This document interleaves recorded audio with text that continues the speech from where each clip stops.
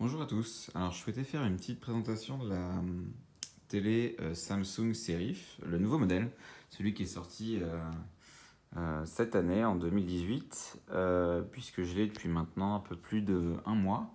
Et j'ai pas trouvé énormément de contenu sur YouTube au moment de l'achat, donc je me suis dit, ça pourrait peut-être en intéresser d'autres. Alors, peut-être une présentation peut-être un peu d'un point de vue design, parce qu'en fait, c'est avant tout pour ça qu'on va acheter ce genre de télé. C'est que d'un point de vue style, elle est vraiment superbe.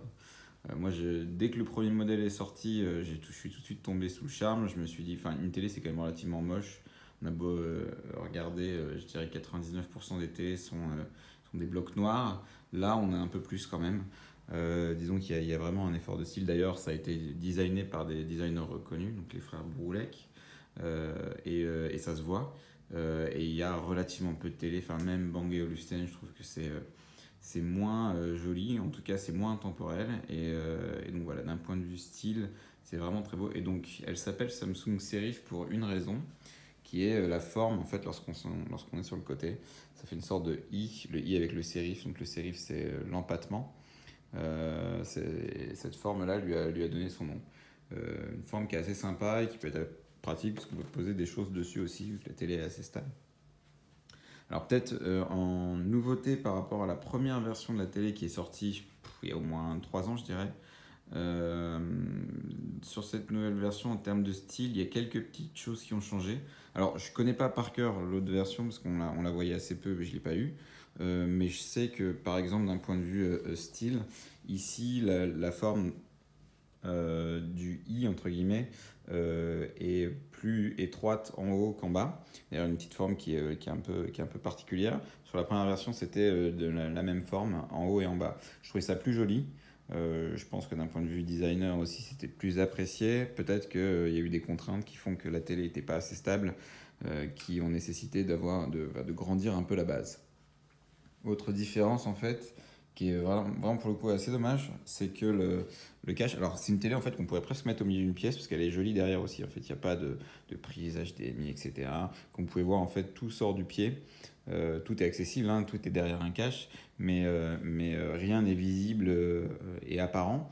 Ce qui permet de la mettre un peu au milieu d'une pièce ou en délimitation entre deux espaces dans une seule pièce. Et ce qui est dommage, c'est qu'en fait, cette plaque-là, c'est du plastique avec une petite texture. Mais sur la première version de la télé, en fait, c'était. On peut bien voir la texture. Sur la première version de la télé, c'était du tissu, une sorte de fibre.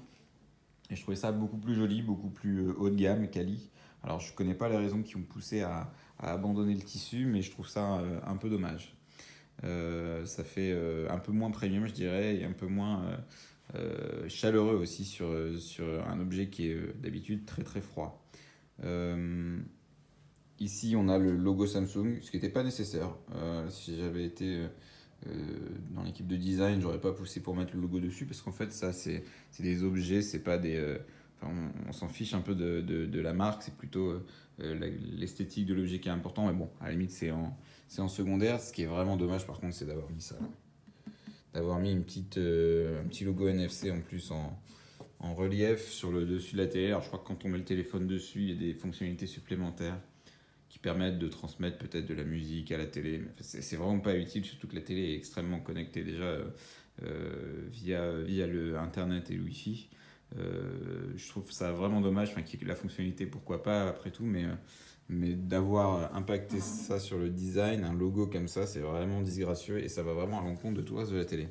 Alors c'est juste un détail, hein, mais je pense que à mon avis, les petites modifications qui ont été apportées, donc le changement de la texture arrière, l'agrandissement de la base et l'ajout de ce logo NFC, c'est pas des choses que les designers ont poussées, mais peut-être plutôt les équipes produits côté Samsung qui ont moins on va dire, de sensibilité design et qui sont plus marketing.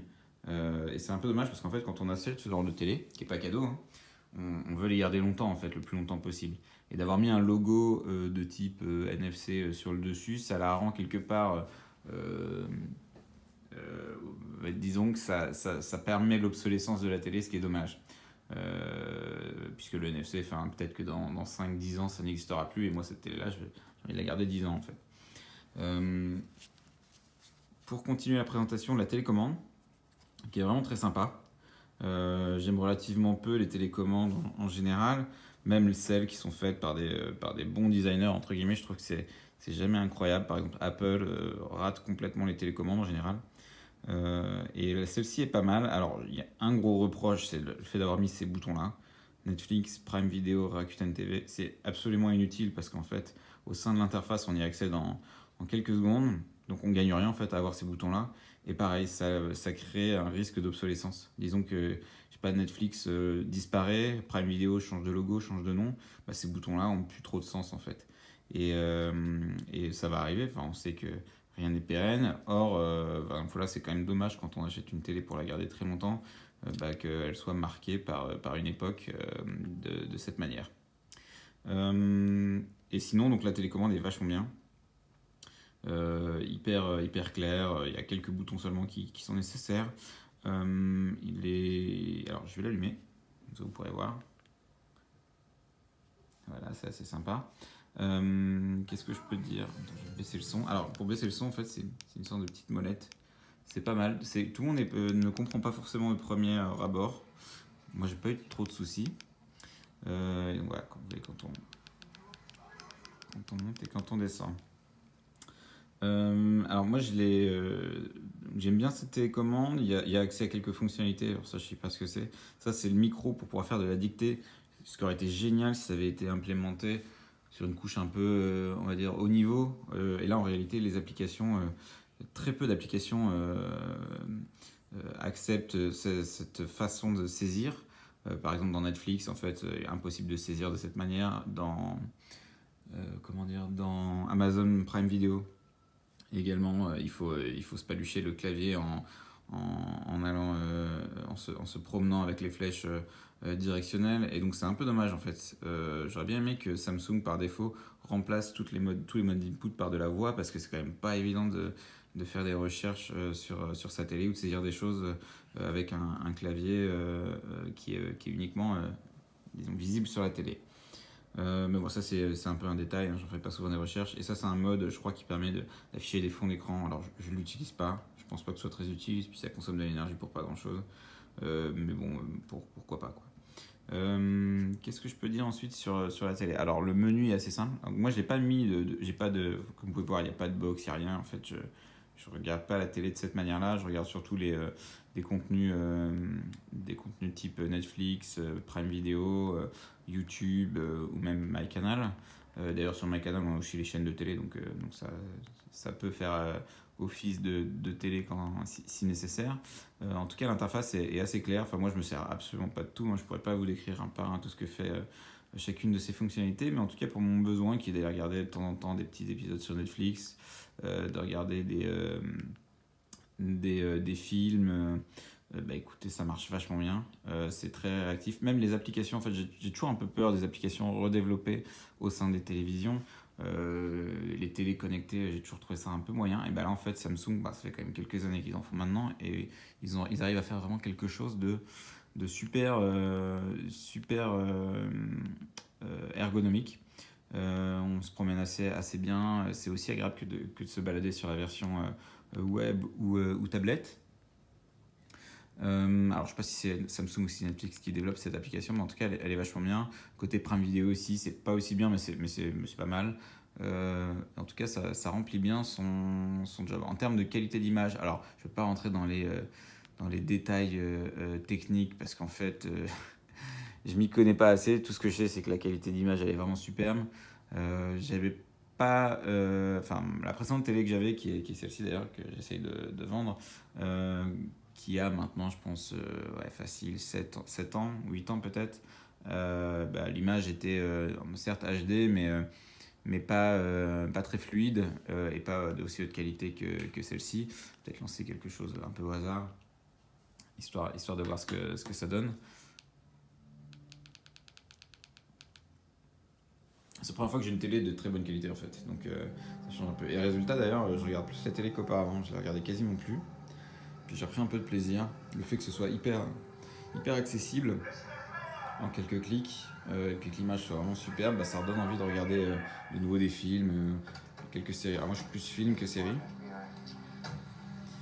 Voilà, c'est très sombre, c'est peut-être pas le meilleur exemple, mais en tout cas, moi je suis très impressionné par la télé. Voilà, quand on regarde quelque chose, en fait, on n'est pas obligé de tout quitter pour aller faire enfin pour se promener dans les menus. Et ça, c'est vachement bien. Autre fonctionnalité qui est intéressante, c'est qu'elle intègre l'Apple TV par défaut dedans. C'est-à-dire que, certes, c'est une télé qui n'est pas cadeau, mais disons qu'il y a de l'Apple TV qui est intégrée. Une Apple TV, ça vaut plus d'une centaine d'euros, peut-être 150 euros, je crois. Donc c'est toujours ça de gagner. Après, moi, je suis pas fan de l'Apple TV.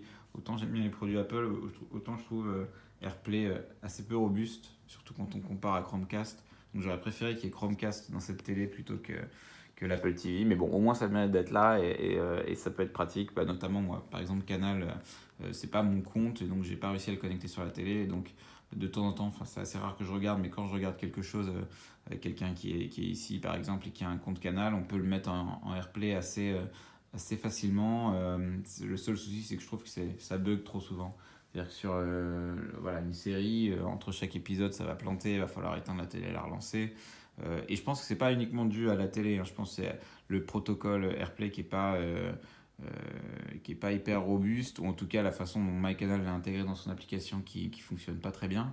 Mais bon, de temps en temps, en tout cas, ça dépanne et ça a le mérite de fonctionner, de permettre de regarder voilà, des contenus depuis un autre device, depuis un iPhone ou depuis un iPad. Alors, il y a énormément de choses en fait dedans. Moi, je me rends compte que je me sers vraiment d'assez peu de choses. Je regarde principalement la télé dessus, en tout cas des films et des séries. Donc là, je vous ai lancé le mode, comment ça s'appelle? Le mode voilà, un peu fond d'écran. Donc comme on peut voir, la luminosité c'est pas mal diminué, donc pour éviter de consommer trop. Et l'idée c'est que derrière on peut choisir soit des arrière-plans on va dire assez plats, soit des photos. Bon, honnêtement, moi c'est pas trop mon délire. Je crois on a accès au même fond d'écran qui sont disponibles également sur Samsung Frame, mais je vais pas mettre ma main à couper parce que j'en suis pas certain. Je crois que certains des fonds d'écran ont été designés par les frères Bouroulec aussi. Mais pareil, je ne saurais pas dire lesquels. Bon, c'est assez sympa, ça permet de meubler un peu, ça évite d'avoir un grand écran noir, mais pour être franc, je l'ai fait une fois lorsque je l'ai déballé, je ne l'ai plus jamais refait. Donc voilà, je pense que j'ai fait le tour de tout ce que j'avais à dire. Alors c'est peut-être pas une review parfaite, mais au moins ça donne une première idée pour ceux qui se posent la question de est-ce que cette télé vaut le coup ou pas. Honnêtement, moi je pense que oui. C'est pas, je sais plus son prix exactement, je crois que c'est 1200 euros pour la version, ça doit être 43 pouces, qui est la petite. Ils ont revu un peu les tailles quand quand ils ont mis à jour la télévision, ils sont partis sur des bases beaucoup plus grandes que sur la première version. La première version, on avait des télés qui étaient quasiment 2 fois plus petites que celle-ci qui était disponible. Là maintenant, non, la plus petite, c'est ce modèle-là qui est déjà très grand en fait. Moi, j'avais pas l'habitude. Celle que j'utilisais auparavant, c'était environ 100 cm. Alors, je sais pas ce que ça fait en pouces. Je trouvais ça déjà très bien. Là, c'est encore un peu plus grand, mais je pourrais pas plus grand. Comme vous pouvait voir d'ailleurs, ça rentrerait pas. Ça voudrait dire que je dois bazarder la plante, ce qui est dommage. Donc voilà, j'ai fait un peu le tour. En tout cas, ouais, c'est vraiment un super objet. Oui, donc elle est aux alentours de 1200 ou 1300 euros. Je pense que ça vaut le prix, surtout si voilà, ça fait longtemps qu'on n'a pas renouvelé sa télé et que, voilà, comme moi, c'est quelque chose qu'on va garder quasiment une dizaine d'années avant de le renouveler. Bah, là, à mon avis, on est tranquille pour un bout de temps. Puis surtout, d'un point de vue style, voilà, elle dénote pas dans un intérieur. Enfin, moi, j'aime bien les intérieurs assez simples, assez sobres, avec du blanc, etc. Et puis, voilà, je trouve que c'est vachement bien intégré. Et puis, ah oui, autre chose, les pieds, en fait, ça, c'est vraiment un bon point. Ils sont fournis avec, parce qu'il y a pas mal de télé qui essaient d'avoir un style un peu sympa, mais par contre, les pieds, c'est un accessoire. Là, je trouve que enfin, les pieds font un peu tout, enfin, font vraiment partie du design et ça aurait été dommage qu'ils le mettent en accessoire parce que pas mal de gens ne les auraient pas achetés. Et donc là, les pieds sont livrés avec et ça se monte hyper facilement. Je l'ai monté tout seul en, je sais pas, 10 minutes, un quart d'heure. Et puis c'était bon, je pouvais la brancher et m'en servir. Donc super. Ah oui, peut-être un dernier feedback, c'est que j'ai eu quelques soucis parfois avec la connexion. Enfin, si je faisais du AirPlay, j'avais bien de l'internet, ça tournait bien sur mon téléphone. Par contre, ça se coupait au niveau de la télé. Et la télé me mettait un message d'erreur, problème de connexion réseau, etc. Alors, c'est la première fois que je voyais ça sur une télé. Mais disons que le risque d'avoir une télé où tout passe par Internet, c'est qu'on est assez dépendant de ça. Et même si j'avais pas particulièrement de soucis de réseau, la télé n'arrivait plus à se connecter à Internet pendant quelques minutes. Ça m'est arrivé quelques fois. C'est pour l'instant pas hyper gênant, mais voilà, il faudra éviter que ça se produise de plus en plus. J'espère que c'est juste des petits bugs. Je sais pas d'ailleurs, en point de vue en mise à jour, comment ça se gère, si ça se fait tout seul. J'espère. Mais voilà, ça fait partie des quelques petits retours que je peux vous faire. En tout cas, moi j'en suis très content.